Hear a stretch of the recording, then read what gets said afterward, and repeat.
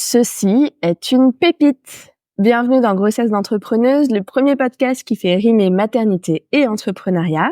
En attendant la diffusion de la prochaine interview dans son intégralité, je vous propose de découvrir ici un de mes extraits préférés.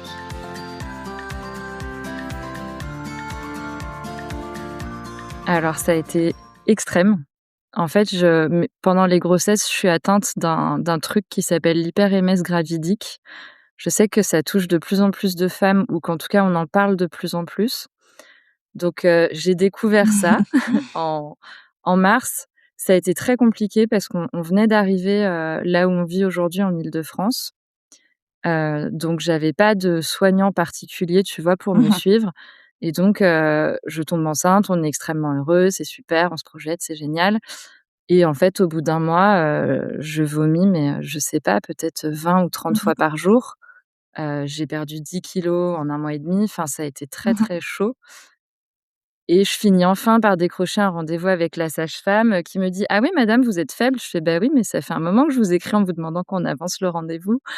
Mais bon, voilà, ça a été comme ça a été. J'ai pas de Ce qui est bien, c'est que pour le deuxième, je savais à quoi m'attendre au moins. Et donc en fait, les clients étaient assez sympas. Je travaillais beaucoup avec des femmes à ce moment-là et en fait, j'ai été très transparente. J'ai dit: «Bah voilà», certaines, j'ai dit que j'étais enceinte et que j'étais malade. D'autres, j'ai dit: «Bah voilà, j'ai chopé un truc, c'est compliqué, j'ai du mal à m'en remettre», voilà. Et donc j'ai adapté mes horaires de travail. Je me suis dit: «Bah de toute façon, tu es dans l'état où tu es», et en fait, bah, quand je me sentais bien, je travaillais. Parfois, je travaillais depuis mon lit. Enfin, c'était un peu le bazar. Mais au final, j'ai remonté la pente avec le suivi médical qui s'est mis en place. J'ai pu avoir, des médicaments qui m'ont beaucoup soulagée et en fait, la fin de grossesse s'est très bien passée. Mon activité a suivi. Tu vois? J'ai réussi, en fait, à assurer un peu le minimum, viable, à la fois dans le sens, qualité des livrables que je fournissais et moi, survivre à cette période qui était physiquement éprouvante. Mais en fait, ça a tenu et j'ai eu évidemment du soutien, bah, de ma famille, ma maman qui est venue un peu, par moment, mon mari qui bossait beaucoup mais qui faisait le maximum, pour m'accompagner dans tout ça. Donc on est arrivé, tu vois, à l'été 2021 et ça roulait.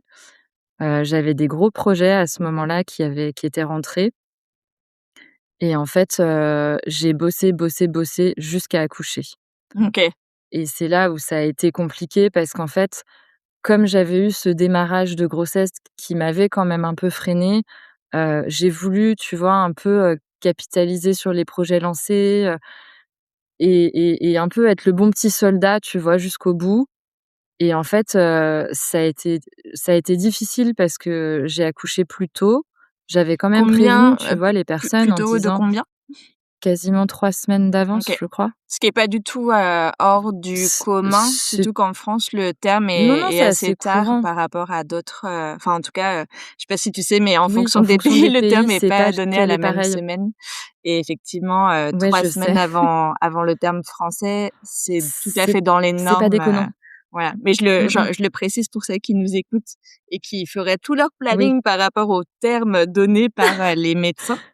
oui, Parce qu'en fait, c'est mais c'est pas quand ils disent terme, c'est eux, ça veut dire date après laquelle on envisage un déclenchement. Ça veut pas du tout dire date la plus probable à laquelle tu vas accoucher. En fait, la date la plus probable à laquelle tu vas mmh mh. accoucher, elle est bien avant, ce terme-là. Je crois que c'est 2 semaines avant. C'est ça, En tout ouais, cas, c'est je vers sais que 30. j'ai une cousine Mmh. en Allemagne et elle, on avait calculé qu'en gros, il lui annonçait 2 semaines en Ouais. avance par rapport à ce que la France, Bah, disait. dans la préparation business à la grossesse, donc l'accompagnement que je propose aux entrepreneuses, on décrypte toutes les statistiques et on regarde, bah, Tu voilà, en m'étonnes. gros, quelles sont les statistiques et les probabilités, Mmh, c'est de ça. d'accoucher pour celles qui sont en forme vers la fin de leur grossesse et qui veulent, comme toi, capitaliser, qu'elles soient pas non plus prises de court. Oui. Parce que parfois on se dit, «Bon, bah, je m'arrêterai 2 semaines avant d'accoucher», ce qui est le Et minimum, puis, en fait, tu demandé accouches. en France, pour, avoir le droit au congé Mmh maternité mh. rémunéré et en fait, tu accouches 3 semaines avant comme ça a été ton cas et donc là, tu es là: «Ah! J'ai pas du tout pu Oupsie! tout finir ou me sentir prête» et voilà et du coup, est-ce Ouais. que ça enfin vas-y, j'arrête ma parenthèse et je te laisse, continuer à dérouler, ton histoire. Donc tu accouches beaucoup plus tôt que prévu, c'est le branle-bas de combat, comment ça se passe pour toi? C'est un peu ça, j'accouche plus tôt que prévu. Ça a été un accouchement compliqué, le bébé était coincé, je suis sortie de la maternité, j'étais vraiment au bout du rouleau. Très heureuse, mais physiquement compliquée et en fait, j'ai des clients qui ont tout à fait respecté ça, en fait, où voilà, quand j'ai senti que je commençais à être un peu, enfin, c'est bizarre, mais je trouve qu'on est bien notre corps est bien fait et on sent que ça va arriver, tu vois?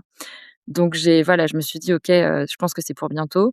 Donc j'ai prévenu un peu tout le monde et en fait, j'ai un client vraiment qui a été mais abominable. En fait, le lendemain de mon accouchement, j'avais peut-être, 10 ou 15 appels en absence, sur mon téléphone, alors qu'en fait, j'avais tout livré en temps et en heure, mais en gros, ils avaient changé d'avis, il y avait un truc qu'ils voulaient en plus et je leur avais dit: «Bah, OK, mais laissez-moi le temps de rentrer, de me poser, je vous le ferai pendant mon congé mat s'il faut, mais laissez-moi atterrir, en fait» et ça n'a pas été possible pour eux, visiblement et donc ça m'a mis un sacré coup parce que je me suis dit: «Ah ouais, on en est là».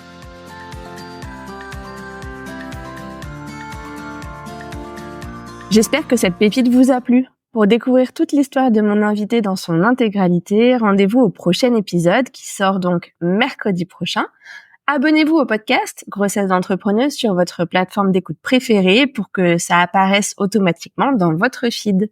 Et si vous utilisez Apple Podcast ou Spotify, profitez-en pour mettre un max d'étoiles et pourquoi pas un court témoignage. C'est ce qui permet en fait au podcast d'être découvert par le plus grand nombre.